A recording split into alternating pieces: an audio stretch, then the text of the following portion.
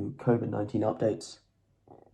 In today's video, we're going to be talking about 16,000 new coronavirus cases missed in daily figures after IT error.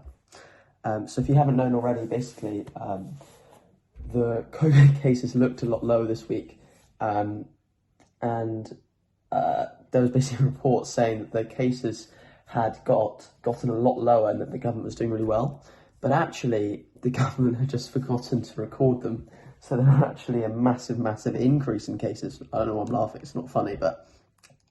So a technical glitch has meant that nearly 16,000 cases of coronavirus went unreported and has delayed efforts to trace contacts of people who tested positive. So basically what happens is after someone tests positive, they contact trace back to make sure that anyone they've been in contact with isolates in order that the virus doesn't spread.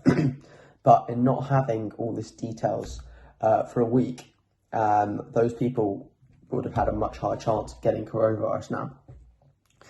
So Public Health England said 15,841 cases between the 25th of September and 2nd of October were left out of the UK daily case figures.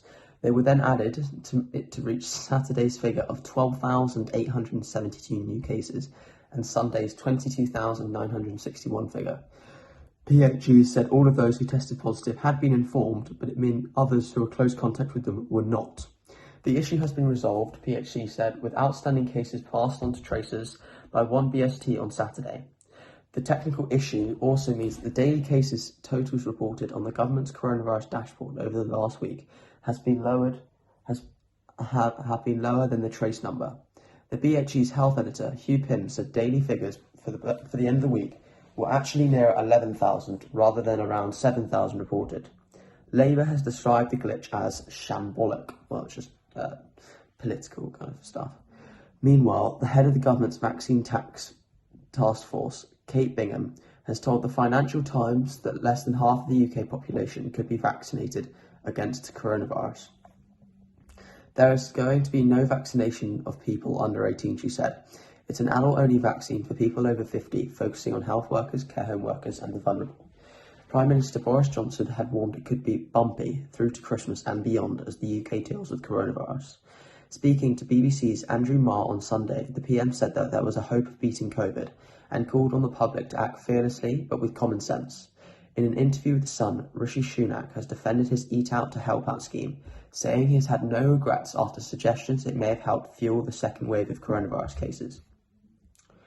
At the time when a testing system has come under intense scrutiny after reports of delays and a system struggling to keep up with demand, the latest revelation could not have come at a more awkward moment for the government at Westminster, because nearly 16,000 extra positive test results had not been entered into the track and trace system. Their recent contacts were not immediately followed up. Experts advise that ideally contacts should be tracked down within 48 hours. Officials say the technical problem, thought to be IT related, has been resolved, with all new cases being added to report into totals reported at the weekend.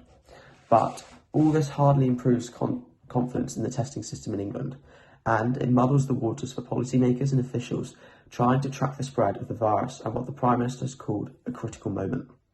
On Sunday, the government's dashboard said that at 9 a.m.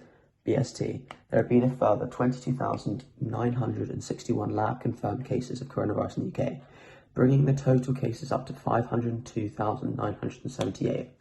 Another 33 people were reported to have died within 28 days of testing positive for COVID-19 as of Sunday. Public Health England's interim chief executive, Michael Brodie, said a technical issue was identified overnight on Friday the 2nd of October in the process that transfers COVID-19 positive lab results into reporting dashboards. It was caused by some data files reporting positive test results exceeding the maximum file size.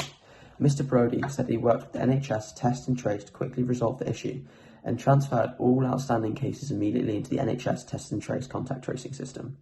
We fully understand the concern this may cause, and further robust measures have been put in place as well as a result. Test and Trace and Public England Joint Medical Advisor Susan Hopkins said a thorough risk assessment had been undertaken to ensure outstanding cases were prioritised for contact tracing effectively. PHE said NHS Test and Trace had made sure that there were enough contact tracers working and are working with local teams to ensure that they have sufficient resources to urgently be able to contact all cases. The numbers of call attempts is being increased to 10 to 15 over 96 hours. There have been clear problems with the government's test and trace data, but they did not change our view on the UK's trajectory. Cases surged at the beginning of September, and they may still be climbing, but not as quickly as anticipated a few weeks ago. This perspective comes after 3 key sets of data: the Office for National Statistics, REACT study by Imperial College London, and the COVID Symptom Tracker app. None are blighted by either the current issues with the test and trace data or by people struggling to access a test. The real fallout of the weekend's statistical chaos is not in the numbers, but instead people who have been contact traced, told to quarantine, and instead may be unwittingly passing on the virus. Work and Pension Secretary Therese Coffey told BBC Breakfast PHE had identified and rectified the glitch and would ensure it not happen again, but she was unable to say if contacts of those who had tested positive had been traced and told to self-isolate where appropriate. Labour's Shadow Health Secretary Jonathan Ashworth said, "This is shambolic and people across the country will be understandably alarmed." Health Secretary Matt Hancock has come to the House of Commons on Monday to help explain what on earth has happened, what impact it has on our ability to contain the virus, and what to do to fix the test and trace. Bridget Phillipson, Shadow Chief Secretary to the Treasury, told BBC Breakfast she wanted to know whether it had any impact on government decision-making around local restrictions. News of the glitch in the daily count first emerged on Saturday, when the UK announced more than 10,000 new coronavirus cases for the first time since mass testing began. The government said the technical issue meant some cases during the week were not recorded at the time, so were included in Saturday's data. The daily total rose from 4,044 on Monday to a then high of 7,143 on Tuesday. However, over the next 4 days, the daily total remained stable at the time, when continued increases might have been expected. Then came the big leap in members, a further bigger day-on-day increase than at any time during the entire pandemic, which was announced on Saturday, 5 hours later than usual, and was accompanied by government explanation. So that's it. I hope you enjoyed this video. If you have, please leave a like and subscribe, and put any questions you may have about this situation in the comments. Thanks, guys.